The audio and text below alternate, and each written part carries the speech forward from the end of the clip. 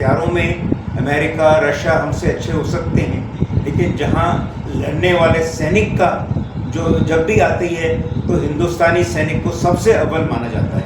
अंदर हम पाकिस्तान का रिस्पांस देखेंगे। अगर हम उससे संतुष्ट नहीं हुए तो ये जंग हम वापस चालू हो जाए। लेकिन हम अभी फौज में भी हमारी तैयार हैं, हमारी गन्स के अंदर तोपों में गोले भी लोड हैं। अगर पाकिस्तान बिहेव नहीं करता है तो हम बिना किसी रुकावट के, बिना किसी इजाज़त के हम जंग वापस शुरू कर देंगे। मुझे याद है एक टैंक हमने 8 लाख में ख़रीदा था और वो केले दे, भुसावल से केले हमने एक्सपोर्ट किए थे पोलैंड को, और उसके बदले में हमने ये टैंक हासिल किया। जब सरेंडर करती है आर्मी तो जो फौज हार जाती है उनकी पतलूनें उतार जाती हैं, उनकी नंगी उनकी फ़ोटो हैं। मतलब आपको उसमें 10,000 सैनिक मिलेंगे अपनी पतलूनें नीचे उतार। नमस्कार दोस्तों, आप देख रहे हैं न्यूज़ मीडिया और मैं हूं आपका दोस्त हिमांशु परिहार। आज हम लेकर आए हैं एक ऐसा विश्लेषण जो न सिर्फ आपके मन के सवालों के जवाब देगा बल्कि आपको सोचने पर भी मजबूर कर देगा। हाल ही में पहलगाम में हुई घटना के बाद भारत की जवाबी कार्रवाई ने पाकिस्तान को घुटनों के बल ला दिया है, लेकिन देश भर में आज भी कुछ सवाल गूंज रहे हैं। आखिर सीज फायर क्यों किया गया, पीओके को वापस क्यों नहीं लिया गया, पाकिस्तान को पूरी तरह से ख़त्म क्यों नहीं किया गया, और अमेरिका जो भारत का दोस्त कहलाता है उसने पर्दे के पीछे पाकिस्तान का समर्थन क्यों किया। इन सवालों को लेकर हमने बात की ब्रिगेडियर विजय सक्सेना जी से।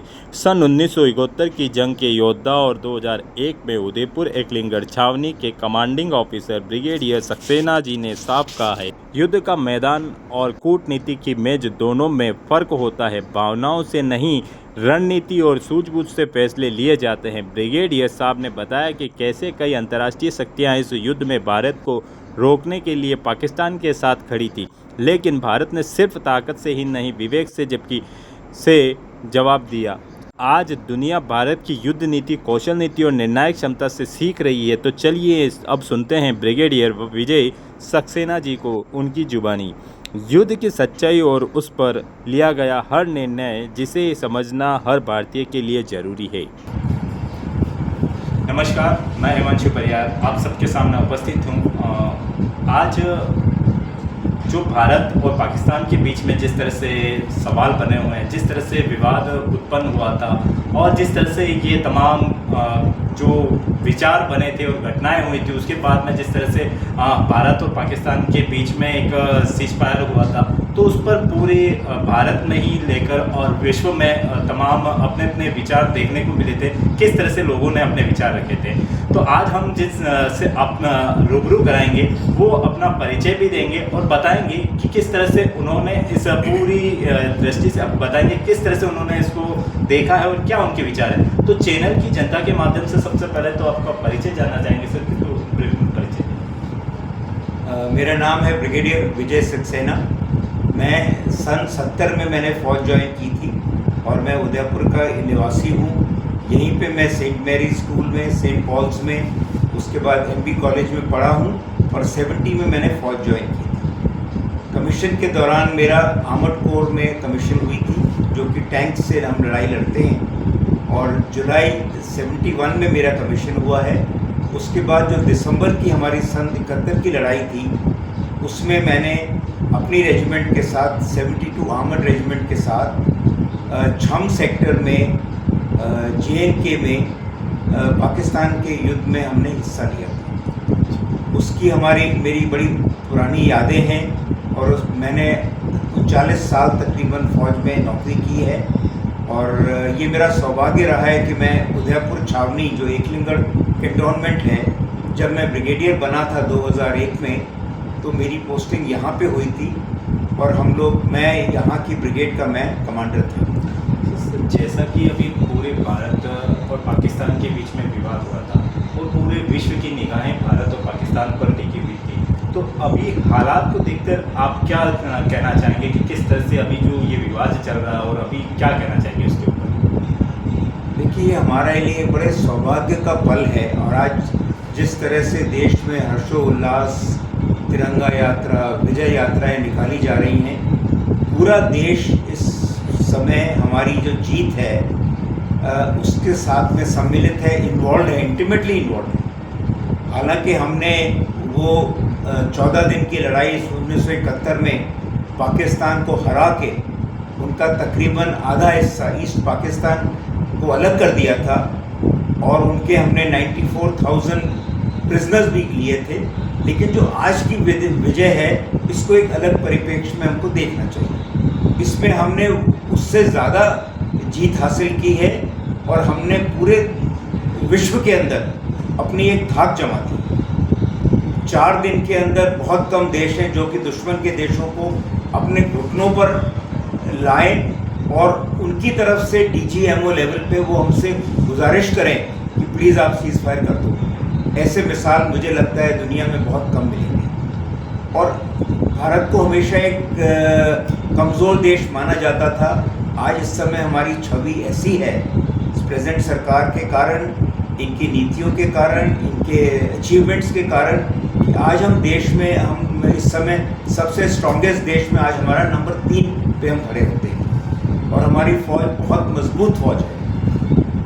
ये हमेशा से माना जाता है कि हथियारों में अमेरिका, रशिया हमसे अच्छे हो सकते हैं, लेकिन जहाँ लड़ने वाले सैनिक का जो जब भी आती है तो हिंदुस्तानी सैनिक को सबसे अव्वल माना जाता है, चाहे वो सेकेंड वर्ल्ड वॉर में हो या उसके बाद जो 4-5 लड़ाइयाँ हमने पाकिस्तान से लड़ी।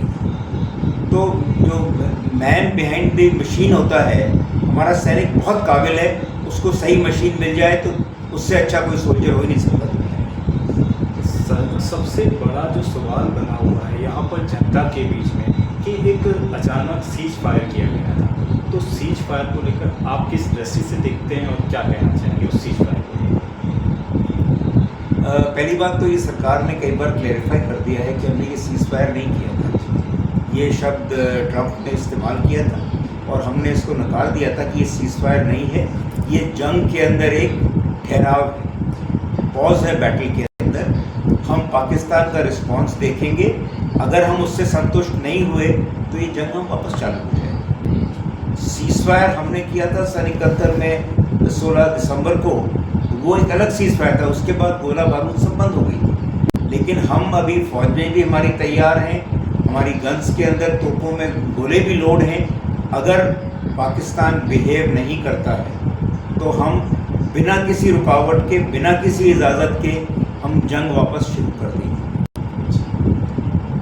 जो मेरा ये मानना है कि आम जनता, पब्लिक, उनको बर्बादी चाहिए कि हमने इतने बंदी ले लिए, इतने वो कर लिए।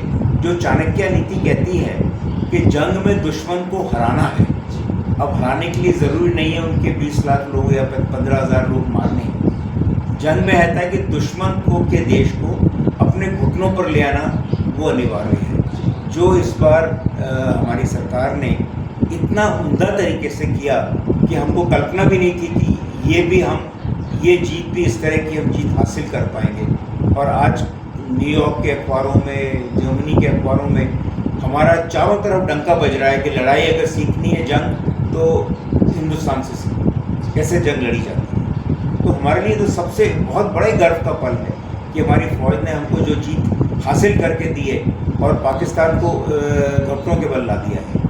तो मैं बड़ा खुश हूँ इस बात से कि हमारी सेनाओं ने, जल सेना, वायुसेना, थल सेना ने बहुत उम्दा काम किया है। सन 1971 में आपने भी वहाँ पर सेवाएं दी, तो किस क्षेत्र में सेवाएं दी थी इसको लेकर भी हम जानना चाहेंगे, हमारे चैनल की जनता जानना चाहेंगी। और उस समय की जो हालात थे और अब के हालात में आपको क्या लगता है, किस तरह से डिफरेंट है या फिर कुछ अलग अलग आप देख सकते हैं? मैं सन 71 की इस हमारी जो प्रेजेंट अर्थव्यवस्था है उससे तुलना भी नहीं करना चाहता हूँ, क्योंकि हम इतने कमज़ोर थे, हमारे पास अस्त्र शस्त्र नहीं थे, हमारे पास हथियार नहीं थे। मुझे खुद को याद है हमारे जिस टैंक से मैं लड़ने गया था, वो टैंक हमको लड़ाई में जाने से करीब 1 महीने पहले पोलैंड से हमने लिए थे और हमारे पास देने के लिए फॉरेन एक्सचेंज नहीं था। मुझे याद है एक टैंक हमने 8 लाख में ख़रीदा था और वो केले दे, भुसावल से केले हमने एक्सपोर्ट किए थे पोलैंड को और उसके बदले में हमने ये टैंक हासिल किया। और आज का टैंक जिनकी हम बात करते हैं 2.5 करोड़ का एक टैंक, वो उस समय एक 8 लाख का टैंक मिलता था और हमारी इतनी हालत भी नहीं थी, अर्थव्यवस्था हमारी अच्छी नहीं थी, लेकिन पाकिस्तान का भी वही हाल था। वो हमसे उस समय भी कमज़ोर था और किसी देश को 2 टुकड़ों में बांटना कोई आसान नहीं होता। ये पहला इतिहास में ये पहला मौका है। मतलब वर्ल्ड वॉर 2 के बाद में 94,000 प्रिजनर्स किसी ने कभी नहीं। मैं अगर पुरानी फ़ोटोएं भी देखूँ, आपको पता है जब सरेंडर करती है आर्मी तो जो फौज हार जाती है उनकी पतलूनें उतार जाती हैं, उनकी नंगी उनकी फ़ोटोएं हैं। मतलब आपको उसमें 10,000 सैनिक मिलेंगे अपनी पतलूनें नीचे उतार। तो इतनी ज़्यादा शर्मिंदगी होती है सरेंडर करने में, और वो सब होने के बाद आज पाकिस्तान को फ़र्क ही नहीं पड़ता है। ऐसा बेशरम देश है, अभी भी वो बोलता है कि कतर में हमने आधा देश हमारा ले लिया, लेकिन जीत तो फिर भी हमारी हुई। हर हार को वो मानता ही नहीं, हर हार को जीत बोलता है। आज भी बोल रहा है वो कि हम जीत गए, और सवाल और उसको फील्ड मार्शल बना देना उनके चीफ को। मतलब इससे ज़्यादा शर्मनाक बात क्या हो सकती है। और ये जब किसी देश का DGMO director general military operations दूसरे देश से अनुरोध करता है कि भी प्लीज़ हमको बख्श दो, हमारे सीज़फायर कर दो, इससे ज़्यादा शर्मनाक बात क्या हो सकती है। और हार के बाद किसी को फील्ड मार्शल बना देना, ये भी एक इतिहास के अंदर एक लैंडमार्क है। इसका बड़ी चर्चाएं होंगी, इसका जिक्र हुआ कि किन हालात में उसको फील्ड मार्शल बनाया। तो वर्तमान पाकिस्तान में जिस तरह के हालात हैं, तो आपको क्या लगता है कि वहाँ पर जिस तरह से हालात उत्पन्न हैं, तो गृह युद्ध की स्थितियाँ बनी हुई है, आप किस तरह से देखते हैं? पाकिस्तान कमज़ोर देश है, उसको जैसे अंग्रेजी में बोलते हैं Pakistan is a failed nation. एक देश बना था जो इन 70 सालों के बाद फेल हो चुका है। उसकी अर्थव्यवस्था बहुत ख़राब है, आपसी उसमें बहुत मतभेद हैं लोगों में, और वहाँ की जो लीडरशिप थी, वहाँ की फ़ौज थी, उनने केवल अपने लिए पैसा अर्जित किया है, अपना धन बनाया है, विदेशों में अपना सबका पैसा रखा हुआ है, और जनता की उनने किसी ने कोई परवाह नहीं की। एक्चुअली उसकी जोग्राफिकल लोकेशन इस किस्म की है कि पूरी दुनिया चाहती है कि पाकिस्तान ज़िंदा रहे और किराए की सांसों पे ज़िंदा रहे, क्योंकि अभी कुछ सालों से पूरे दुनिया में ये एक डर सा बैठ गया है कि हिंदुस्तान की प्रगति इतनी तेज़ है कि बहुत जल्दी हिंदुस्तान एक वर्ल्ड पावर बन जाएगा। इसको रोकने के लिए, जैसा कि अखबारों में आजकल बहुत आ रहा है, जैसा थॉट प्रोसेस भी है, मेरे पास कोई एविडेंस नहीं है उसको साबित करने का, लेकिन अखबार भरे पड़े इस बात से कि हमारे दुश्मनों के अंदर से, अमेरिका से लेके इंग्लैंड, जर्मनी, चाइना, कोई नहीं चाहता है कि हिंदुस्तान में। वो सब चाहते हैं कि हमारे अंदर गृह युद्ध होता रहे, और ये लोग सारे सपोर्ट करते हैं ये इंडी गठबंधन जो अपोजिशन पार्टीज है, जिनका कि देश के अंदर उनकी राजनीति में उनकी कोई अहमियत ही नहीं रह गई। अब उनके पास और कोई चारा नहीं है, चाहे वो देश को बेच देंगे, लेकिन वो सत्ता में आना चाहते हैं, और उसके लिए मददगार पूरी दुनिया बैठी है। सर, आज जैसे कि आपने इंटीग्रेशन बंधन का भी नाम लिया, तो पहले जो सेना को जो फ्री हैंड दिया जाता था और अभी जो फ्री हैंड है, उसमें आप क्या कहना चाहेंगे? कि पहले कई बार सवाल उठते हैं कि सेना को एक्शन लेने का भी अधिकार नहीं था, जैसे सवाल बार बार पूछे जाते हैं, लेकिन इस बार जो सेना ने मुंह तोड़ जवाब दिया है पाकिस्तान को, तो उसे किस तरह से देखते हैं? और आपने तो लाइव वहाँ पर समय व्यतीत किया है, सेवाएं दी है, क्या कहना चाहेंगे? सेना को फ्री हैंड देने के लिए हमें मजबूत सेना चाहिए, और अगर फ्री हैंड दे भी तो कमज़ोर सेना को, वो फिर भी एक्शन नहीं ले पाएगी दुश्मन। आज हमारी मजबूती इतनी ज़्यादा है, हमारी ताकत जब से ये मेक इन इंडिया का प्रोग्राम है, और अमेरिका की एक राजनीति ये रही है स्ट्रैटेजी कि वो आपको हथियार सारे दे देगा, लेकिन उसके गोला बारूद नहीं देगा। तो वो जिस दिन चाहे आपको बोलेगा कि आप अगले 2 घंटे में जंग बंद कर दो, वरना मैं यहाँ से स्पेयर्स, गोला बारूद सब बंद कर देता हूँ।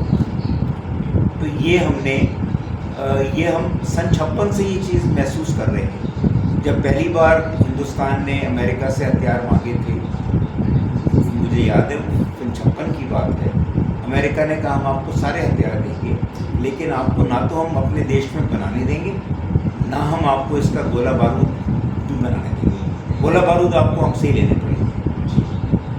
उस समय नेहरू जी की ये सोच थी। रशिया ने उस समय हमसे कहा था कि आपको जो हथियार हमसे चाहिए आप ले लो, अपने ही देश में बनाओ, अपने ही गोला बारूद बनाओ। तो हमारा ये एक मेन कारण था कि हम अमेरिका की तरफ क्यों नहीं गए और हम रशिया की तरफ हमारा झुकाव हो गया। उसके बाद से बराबर ये चलती आ रही है। अब वेस्टर्न ब्लॉक्स की सारी इकॉनमी हथियारों के ऊपर सर्वाइव की। अभी आपने सुना होगा, कल से ये खबर चल रही है, हमने उनसे 26 रफेल तो ले लिए। अब रफेल का आज फ्रांस ने रफेल का एक कोड होता है, उसको देने से मना करना। उसका असर ये पड़ेगा कि जब तक हमारे पास वो कोड नहीं होगा, हम रफेल के अंदर अपने गोला बारूद, अपनी मिसाइल्स नहीं लोड कर सकते। जो रफेल की को जो सप्लाई करता है मिसाइल्स, वो भी फ्रांस की कंपनी है।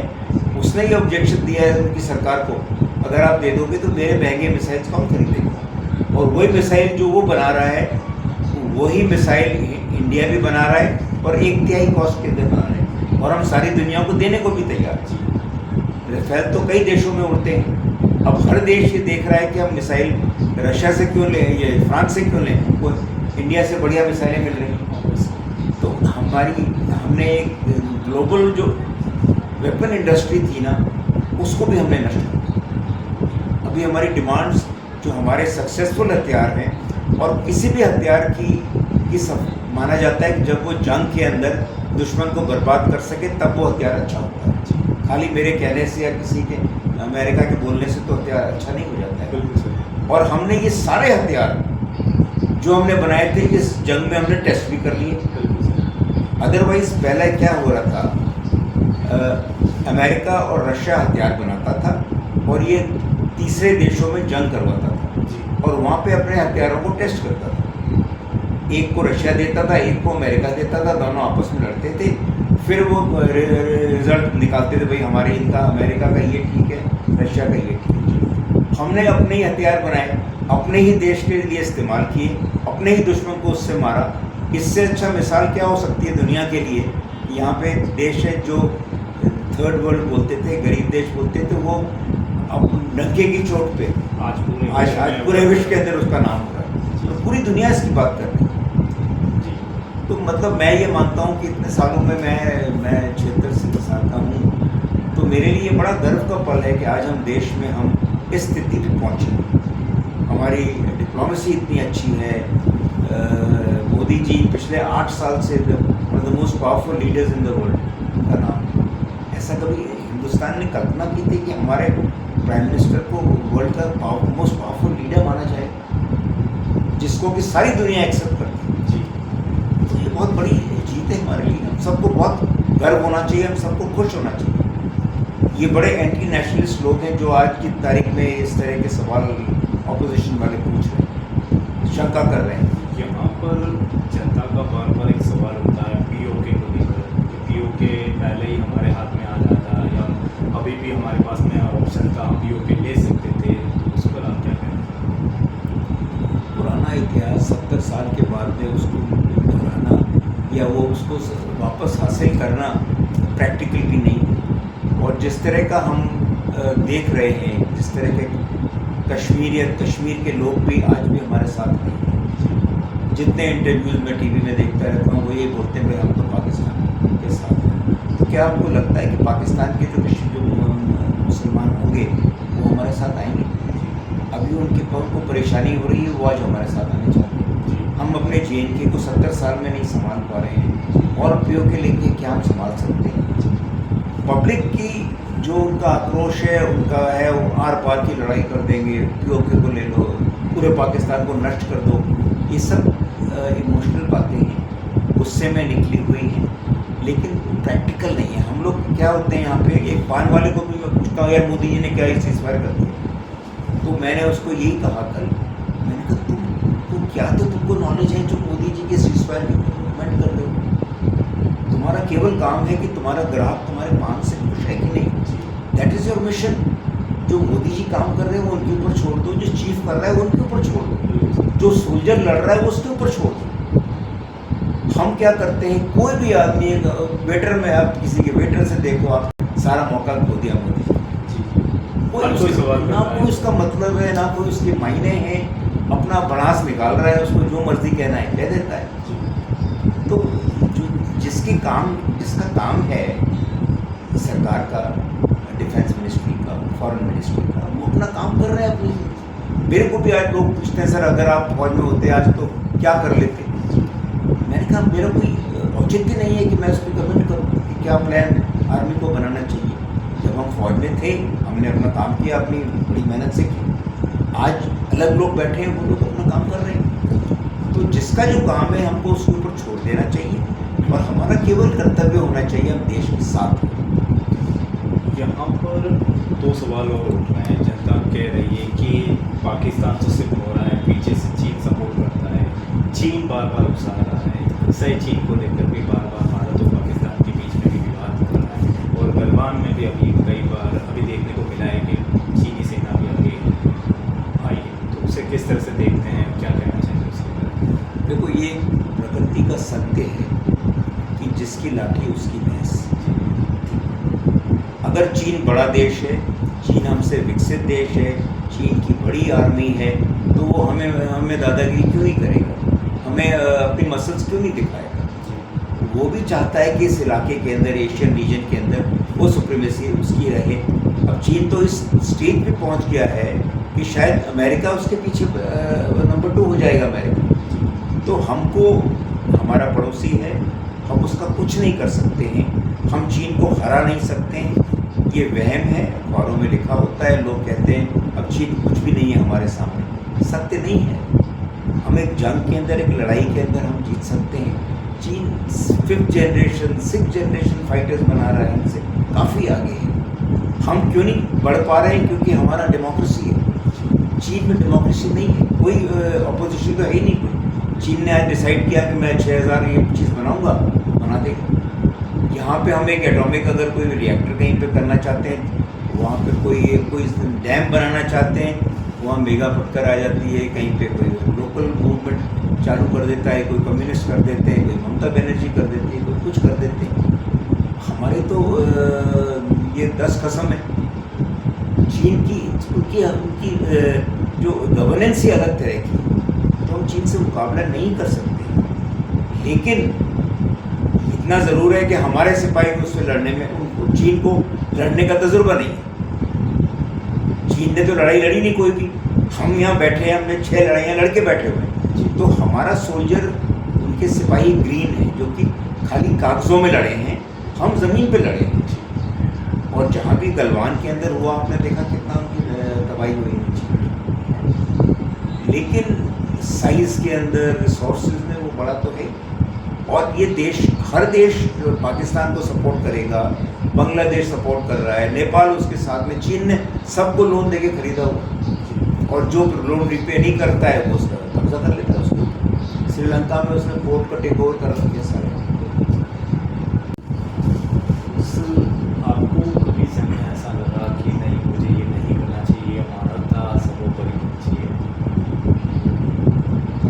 उसी जंग में जाते समय डर हर व्यक्ति को लगता है। ये मैं गलत होगा अगर मैं कहूँ कि मुझे जान प्यारी नहीं, हर आदमी को उतनी जान प्यारी। और मुझे भी याद है कि पहले दिन जब गोलियाँ चल रही थी चारों तरफ, मैं भी डरा हुआ।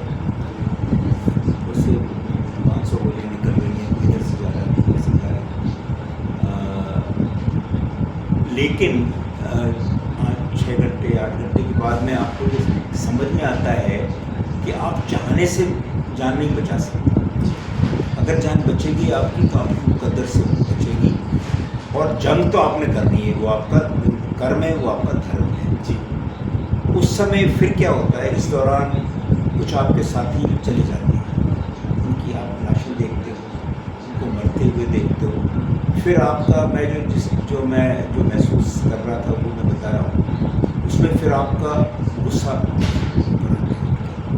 मेरे साथ ही 2 टैंक हिट हो गया, ड्राइवर मर गया मेरे साथ का, जो कि सुबह हम लोग साथ बैठ के पूरी आलू खा रहे थे, टैंक के अंदर खाना खा रहे थे। फिर आप हो जाते हो, इम्यूनिटी आपको आ जाती है उससे आपको कोई फ़र्क नहीं पड़ता है कौन मर रहा है, कितने मर रहे हैं, आप मर रहे हो या वो मर रहे हैं। और फिर आप अपने को बचाने के लिए नहीं लड़ते हो, फिर आप जीतने के लिए। अगर आपको कोई पोस्ट कैप्चर करनी है, आपके पास 200 जवान हैं, अगर आपको 180 भी शहीद हो जाते हैं, उससे हमारा फ़र्क नहीं पड़ता। हम झंडा लगा पाए कि नहीं, हम सारी फौज इसीलिए हम वहाँ रहते हैं कि हमने देश का जो हमको टास्क मिला है वो हमने जीत सका। तो उस तरह से उसके बाद में एक पागलपन सा आ जाता है कि मैंने तो लड़ना है, दुश्मन को मारना है। ये कभी ख्याल नहीं आता है कभी कि इसके बाद बच्चे अनाथ हो जाएंगे या इसकी बीवी विधवा हो जाएगी, तो वो तो उससे ज़्यादा तो आपको अपने भी घर में होती है ना। और जंग से पहले हमेशा क्या करते हैं कि जो कमांडिंग ऑफिसर होता है, तो हम लोग अपनी एक आखिरी चिट्ठी लिख देते हैं, लिख के लिफाफे में बंद करके एक जगह जमा करते हैं। अभी 2001 में जब मैं कमांडर था, पार्लियामेंट का अटैक हुआ था, हमको जंग में जाना पड़ा था, जैसलमेर का पूरा सेक्टर मेरे पास था। तो मैंने भी जंग से पहले एक दिन सारे लोगों को बुलाया और मैंने कहा था कि मैंने कभी अपनी एक चिट्ठियाँ जिसको तुमने लिखनी है, किसी ने गर्लफ्रेंड को लिखी, किसी ने माँ को लिखी, बाप को लिखी, किसी को लिखी, वो हम फिर जो शहीद हो जाते हैं उनकी हम दे देते हैं, बाकी उनको फाड़ के वापस कर देते हैं। उस समय फिर आर पार वाली बात होती है, अब तो देखा ही जाए। आप जंग में जाने के बाद आपको ना जान की परवाह होती है, और उसमें हमारी आपस में जो लोगों की बॉन्डिंग होती है ना, उसमें इतना आपसी विश्वास और प्रेम होता है। अगर जब मैं कहता हूँ किसी आदमी को, सोल्जर को, कि तू जा, मैं तुझे कवर कर रहा हूँ, मतलब मैं फायर कर रहा हूँ, जब एक आदमी फायर करता है तो दूसरा हरकत करता है ताकि दुश्मन का सर नीचे दबा रहे और वो अपनी पोजीशन बदल रहे। उसमें उस जो जा रहा है उसको इतना विश्वास है कि अगर मेरे को साहब ने, इस सिपाही ने मेरे से कह दिया तो वो मेरी ज़िंदगी का जवाबदार है। और उस समय फिर क्या होता है, कई बार अगर किसी की गोली लग गई खुले मैदान में, मैं ये 99% लोगों के लिए कह सकता हूँ, अफसर हो, जैसे हो, जवान हो, कितना भी बड़ा हो, कोई फ़र्क नहीं पड़ता है। पहला चीज़ सोल्जर ये करेगा, दौड़ के जाएगा, उसको उठाएगा कंधे पे और लेके आएगा। उस दौरान उस पर कितनी गोलियाँ लगी उसकी परवाह नहीं, कि उसका एक साथी है जिसको उसने बचाना है। और दूसरा हमारा ये भी कानून होता है कि जब हम जंग के लिए जा रहे हैं, किसी जीतने के लिए किसी पोस्ट को, उस समय हमारा फोकस, प्रायोरिटी हमारी है जीतना। उसके बाद हम जिसकी टांग कट गई, किसी की गोली लग गई, उसको हम संभालते हैं। जंग को छोड़ के कभी अगर हम 20 से अटैक में जा रहे हैं, अगर उसमें से 11 गिर गए तो बाकी 9 नहीं रुकेंगे, जाके फतेह करेंगे, दुश्मन को बर्बाद करेंगे, उसके बाद आके उनको संभालेंगे। ये एक जंग का है। सन 71 की लड़ाई में मेरे रेजिमेंट, जो 72 आर्मर्ड रेजिमेंट थी, हमको राष्ट्रपति की ओर से बैटल ऑनर छाम में लड़ रहे थे, तो हमको बैटल ऑनर छाम से सम्मानित किया गया था मेरी रेजिमेंट को। और एक और सम्मान होता है theatre honour Jammu and Kashmir, वो भी हमारी रेजिमेंट को मिला था। सन 1971 की बात कही। सन 1971 में सुनने में भी आता है और पढ़ाया भी जाता है कि हमारी सेना जब पूर्वी पाकिस्तान पर अटैक कर रही थी, पश्चिम में भी सेना लाहौर तक घुस गई थी। जी, लाहौर तक 65 में हम लोग गए थे, सियालकोट के पास तक। लेकिन हमारा उस समय मकसद ये नहीं था, हम खाली पाकिस्तान को हम ये चाह रहे थे कि पाकिस्तान की जो फ़ौज है वो यहाँ से उठा के उसको बांग्लादेश ना भेज दिया जाए। तो उनको एंगेज रखने के लिए हमने इनको बांध के रखा हुआ था यहाँ। हमारा मकसद बड़ा क्लियर था। इंदिरा गांधी ने जब भी किया था, और इंदिरा गांधी ने उस लड़ाई के अंदर बड़ी बहादुरी के बड़े स्ट्रॉन्ग डिसीजन लिए थे। मुझे याद है उस समय हमारे chief general Manekshaw, field marshal Manekshaw होते थे, और जंग लगी थी 3 तारीख को। उसके 7 दिन पहले आके उन्होंने हमसे कश्मीर के अंदर बात भी की थी, और उन्होंने ये भी हमको कहा था कि मैं अगली चाय आप लोगों के साथ लाहौर में पीऊँगा। और हम लोग मजाक भी करते थे, उनकी एंकर बड़ी सुंदर होती थी, तो इसे लोग चाय तो पी लेंगे, पर हम तो उस एंकर के घर जाएंगे जिसके हमको कैप्चर करना है, टीवी एंकर की बड़ी सुंदर तो यहाँ पर जनता में एक आक्रोश है कि सर, हाँ, आई थिंक मैं खागरा की बात करना चाहूँगा कि खागरा में हम अंदर तक अपना झंडा गाड़ के भी आए थे उस समय 1971 या उससे आसपास। तो क्या कारण रहा कि हमारे हाथ से आए हुए क्षेत्र को हमने छू लिया था? तो उसमें हमने जो गलती की, जो मैं मानता हूँ कि हमारे जो आज भी 52 प्रिजनर ऑफ वॉर पाकिस्तान में हैं, सन 71 वाले, हमने अपने 94,000 उनके कैदी छोड़ दिए और उसके एक्सचेंज में हमने अपने 70 नहीं लिए। ये इंदिरा गांधी का सबसे बड़ी गलती थी, जो शिमला एग्रीमेंट उसने किया था। दूसरी सबसे बड़ी उसकी गलती थी कि जितने हमने इलाके बड़े इम्पोर्टेंट वाले जीते थे वो हमने उनको वापस कर दिए। तीसरा, हमने उनको प्रिजनर वापस कर दिए। उस समय उनको इतना ही कहना था कि अगर हम प्रिजनर आपको नहीं देते हैं जब तक पीओके आप हमको हैंड ओवर नहीं कर जी, आसानी से हो जाता सर। तो जितना सेना अपना खून बहा के लड़ाई करके कब्जा लेती है, ये पॉलिटिशियंस, नेता लोग जिनको समझ नहीं है, उनके लिए चाहे 2 किलोमीटर हमने दिया, 2 किलोमीटर आपने दिया, पर उसकी जो अहमियत है स्ट्रेटेजिक लोकेशन, वो नहीं समझते हैं, या जिस भी कारण से हमारा नहीं उनको होती है कि फिर फौज फिर लड़के ले लेगी। हमारा तो खून दिया हुआ उन चीज़ों को कैप्चर करने के लिए, नहीं दे सकते। तो हमने जब ये मौका पड़ा था, हमने पीओके का जो मुद्दा था इसको हम रिजॉल्व नहीं कर पाए, अफसोस है। अंत में यही पूछना चाहेंगे कि अब जनता को नायक को क्या संदेश देना चाहेंगे कि जो अब सेना के लिए जाना चाहते हैं, तो क्या कहना चाहेंगे आप अपना एक्सपीरियंस? ये जो नई पीढ़ी है ना, मैं उसमें इतनी ज़्यादा मैं इससे निराश हूँ, क्योंकि आज क्या हो गया है, मैं पूरे हिंदुस्तान की सबकी बात करूँगा, लेबर से लेके कोई इंसान काम नहीं करना चाहता। मुझे इस बात से बड़ा अफसोस है। अब पैसा सारा ले लेगा, अगर आज का दिहाड़ी भी 500 400 रुपये 500 रुपये है, वो दिहाड़ी तो लेगा लेकिन काम नहीं करना चाहता। मुझे किसी से काम कराने में दिहाड़ी होती है, केवल मैं 9 बजे से लेकर 5 बजे तक वहाँ पे रहूँगा। वहाँ काम करने के लिए उसको अलग से पैसा देना पड़ता है, वो खाली हाजिरी का पैसा मांगता है उस बात को। और मैं यूथ भी आती है, कॉलेज के लोग आते हैं मेरे से मिलने, सर हम ये करना चाहते हैं, हम फौज में कैसे जाएंगे, हम IAS के एग्ज़ाम बनना चाहते हैं। मैंने कहा पहले तुम एक बात कर लो, क्या तुम मेहनत करने को तैयार हो? क्या तुम अपने 6 महीने 8 महीने 1 साल इस मुहिम को देने के लिए तैयार हो? तुमको गर्लफ्रेंड से भी बात करनी है, तुमको अपना फैशन का भी ये करना है, तुमको मोबाइल भी चेक करना है, तुमको लैपटॉप के अंदर भी बैठे रहना है, और मैं IAS भी बन जाऊँ। तो हमको सब कुछ इतनी आसानी से मिल रहा है ना कि हम कदर नहीं करते किसी। कोई गरीबी नहीं है, क्योंकि हर आदमी का पेट भर रहा है, दाल चावल रोटी तो मिल रहा है, जो वो बेच भी रहा है, जो BPL कार्ड पे है, जिस कार्ड पे भी मिलता है। तो हमारी ये जो ये पूरी जनरेशन पीढ़ी है ना, ये मेहनत नहीं करना चाहती। सबको जिनको बैठे हुए चाहिए, मुफ्त में चाहिए और आसानी से चाहिए। एक आदमी नौकरी करता है, मतलब मैं तो इतनी अच्छी नौकरी से ज्वाइन किया था, मैंने कमीशन लेके। हम लोग तो 3-4 साल तक साइकिलों पे, किराए की साइकिल पे घूमते थे। मैं आपको बताऊं, मेरी तनख्वाह, आप हंसेंगे आप लोग अगर मैं कहूँ, मेरी पहली तनख्वाह 417 रुपये थी सन 71। और इसको लेकर कई बार कहते हैं इतने समय क्या? हाँ, और मेरी तनख्वाह 417 भी थी, और इंडियन भारत सरकार की सबसे ऊंची तनख्वाह थी।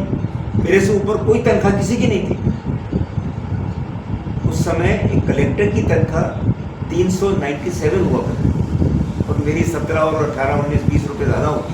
ये हमको कहते थे, साहब आप बहुत सीनियर ऑफिसर हैं, सबसे ज़्यादा आपकी तनख्वाह। प्रेसिडेंट की उस समय आई थिंक 5,000 गवर्नर्स की 5,000। तो हमने तो धक्के खा के किया है। पैदल जाते थे, साइकिल किराए पे लेते थे, 1 रुपये में शायद दिन भर तो कॉलेज में लोग उसमें जीप कैंपस में आते हैं, मेहनत कैसे करेगा? तो ये मेरी इस जो नई पीढ़ी हमारी है ना, ये चीज़ मैंने विदेश में नहीं देखी, वेस्ट में मैंने ये नहीं देखी। लोग काम करते हैं। मेरा बेटा 27 साल से ऑस्ट्रेलिया में है, मेरी बेटी 25 साल से अमेरिका में है। तो मैं जब उनके यहाँ जाता हूँ, वो जब कॉलेज में पढ़ता था, वो काम करता था 2 घंटे, एक सिगरेट पीने के लिए उसको 3 मिनट का ब्रेक मिलता था। अगर 5 मिनट में आता था, 2 मिनट के पैसे काट लेता। हमारा यहाँ पे भीड़ चाल सी हो गई है, सब कुछ चलता है राम राज्य से होता है ना। तो मैं इतना ही कहूँगा लोगों से, जिस दिन आदमी मेहनत करने की ठान ले, ऐसा कोई काम नहीं है कि कोई आदमी जहाँ पहुँचना चाहे वो पहुँच सकता है। उसको उसका दृढ़ संकल्प होना चाहिए। दूसरा, हमारे अंदर एक कमी है कि हम लोग बेईमान बहुत होते हैं। हमारी ईमानदारी में बहुत बड़ी खोट है। जहाँ कोई देख ले रहा है, अब ये बड़े बड़े मंत्री लोग हैं, लालू देख लो, इनको देख लो, इनके पास क्या कमी थी है पैसे की? सुखराम था, इनको क्या चोरी की ज़रूरत थी करने? चिदम्बरम को क्या चोरी करने की ज़रूरत थी? हार्वर्ड का पढ़ा हुआ है, क्या नाम है इसका? क्यों करते हैं ये नेता लोग? उनकी रोटी दाल चल रही है, उनका सब कुछ है, सब।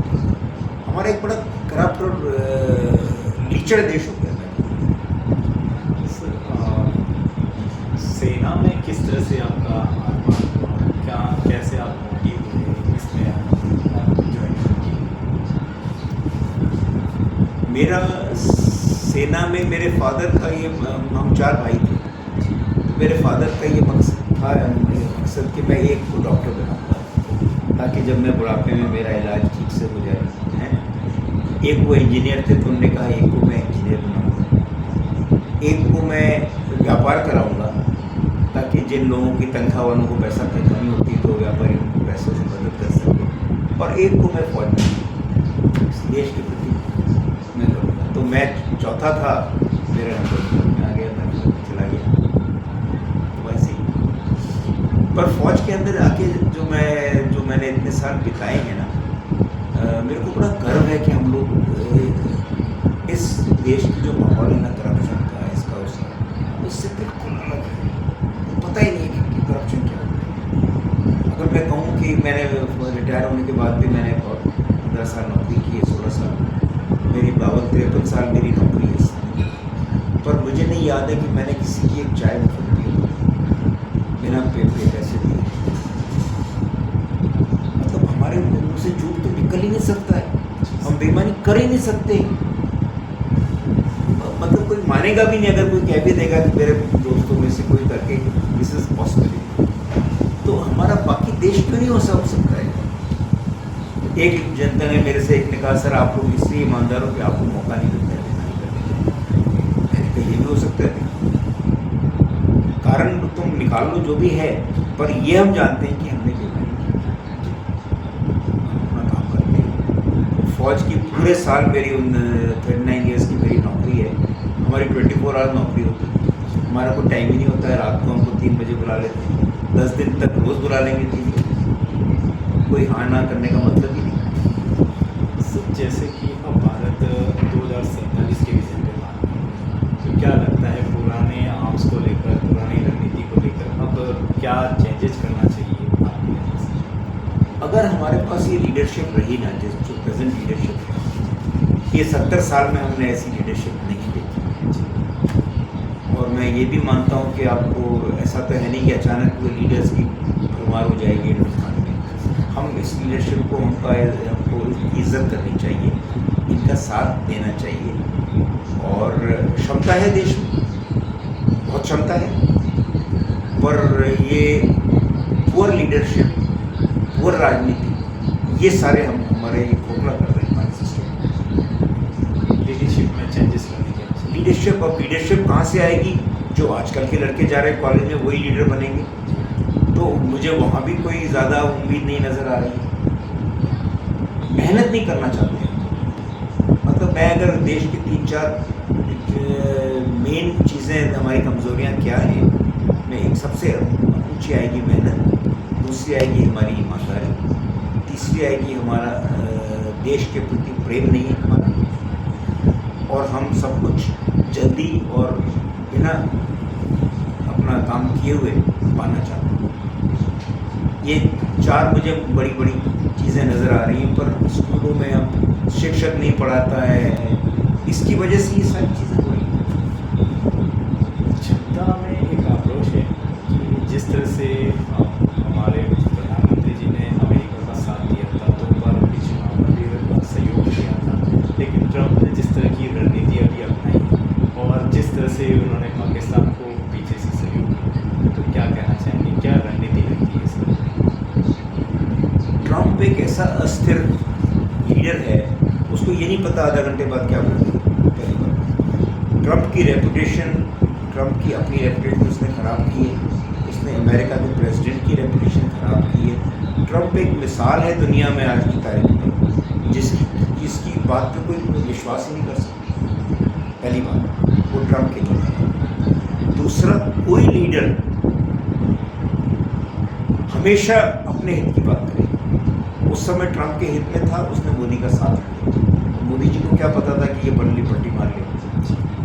उसने आज आईफोन परसों वापस कर दिए, इंडिया में नहीं बनने दूंगा आईफोन, इतने टैक्स लगा दूंगा मोदी, और कहता है कि Modi is my closest friend. तो नेताओं का तो कोई होता ही नहीं। अगर कोई नेता चरित्रवान नेता है, मैं कहूँगा वो तो नहीं है, चरित्रवान नेता भी होते हैं। हिंदुस्तान के इस होराइज़न पे मैंने केवल मोदी को पाया है सबसे ऊपर। इसके अलावा लीडर ज़रूर थे हमारे, इंडिपेंडेंस के टाइम पे थे, पर आज की पीढ़ी में Jaishankar is emerging as a very good leader. Piyush Goyal है, बहुत काबिल लीडर है। सबसे एक और यहाँ पर सवाल है कि भारत ने पाकिस्तान के न्यूक्लियर पर अटैक किया, तो जो सवाल उठ रहे हैं, तो उस पर आप क्या कहना चाहेंगे? क्या वाकई में ये स्थिति बनी थी, या वहाँ पर कुछ ऐसा कुछ जो छुपाया जा रहा है? बार बार सवाल मीडिया में उठ रहे हैं, तो आप किस नज़र से, क्योंकि आप इसी क्षेत्र से हैं, तो क्या कहना चाहेंगे, क्या रणनीति लग रही है वहाँ? मेरे पास कोई माध्यम नहीं है सत्य जानने का जी, रिपोर्टेड न्यूज़ के अलावा। अमेरिकन एयरक्राफ्ट वहाँ गया जो रेडिएशन स्टडी करता है। कोई लोग ये कहते हैं कि ये न्यूक्लियर बॉम्ब भी अमेरिका के ही हैं जो कि वहाँ रखे हुए हैं, वो उसने वहाँ पे रखे हैं हिंदुस्तान और चाइना को काउंटर करने के लिए। एक ये भी अखबारों में आ रहा है। लेकिन जो चिन्ह दिख रहे हैं, रेडिएशन चेक करने के लिए एयरक्राफ्ट गया, उनको बोरॉन की ज़रूरत थी, इजिप्ट से सारा बोरॉन वहाँ पे आया रेडिएशन यूटिलाइज करने के लिए, और उसके 10 तारीख के हादसे के बाद में पाकिस्तान ने एक बार भी न्यूक्लियर धमकी का जिक्र नहीं किया। उसको पता है मेरे पास न्यूक्लियर बॉम्ब ही नहीं, और अगर उसके न्यूक्लियर बॉम्ब नष्ट हो गए या वो, और आपको पता है अगर रेडिएशन फैल गई तो उसको कवर कर दिया जाता है मिट्टी डाल के, और वो 10,000 साल तक उसको नहीं खोल सकती। जी, जो जैसा कि अखबार में रिपोर्टिंग में लिखा हुआ है। एक बार चेर्नोबिल के न्यूक्लियर साइट सन 76 में बंद हुई, अभी तक बंद पड़ी। वो फर्स्ट एक ही बार न्यूक्लियर लीकेज हुआ था चेर्नोबिल के अंदर, रशिया में। तो इंडिकेटर्स तो हैं कि वहाँ पे न्यूक्लियर रिएक्टर में कुछ गड़बड़ी हुई। अब दो स्कूल ऑफ थॉट हैं, एक तो वो इंडिया के बॉम्बिंग से हुई है, या वो अपने न्यूक्लियर तैयार कर रहे थे उसमें रिएक्शन हो गया, वो लीकेज हुआ। ये 2 थ्योरी चल रही है इस समय, या तो उनसे असफलता हुई उनके हैंडलिंग में, या हमारे से जान के हुआ या अनजाने में हुआ, ये भी हमको नहीं कह सकते। पर ये तीनों चारों तरह की थ्योरीज चल रही है। तो अंत में चैनल की जनता को क्या कहना चाहिए? मैं चैनल के माध्यम से ये कहना चाहता हूँ कि पहला चीज़, हम लोग कब देश हम लोग क्यों छोटी छोटी चीज़ों के अंदर, मुफ्तखोरी के अंदर गलत। एक आदमी इतना पैसे वाला होता है, वो भी BPL कार्ड बनवा लेता है। हम ईमानदार कब होंगे? हम देश के प्रति हमारा लगाव कब होगा? हमारा प्रेम कब होगा? हम कब देश के लिए काम करने लगेंगे? इतना ही मेरा एक संदेश है कि अगर नहीं देश नहीं रहेगा हम सब कहीं नहीं रहेंगे। नमस्कार दोस्तों। तो देखा कि आज जिस तरह से इस तमाम उन विषय पर बात हुई थी कि भारत और पाकिस्तान के बीच में, और जो पिछले कार्यकाल में जिस तरह से समय निकला, उन तमाम मुद्दों पर आपने अपने विचार रखे। हम फिर मिलेंगे इसी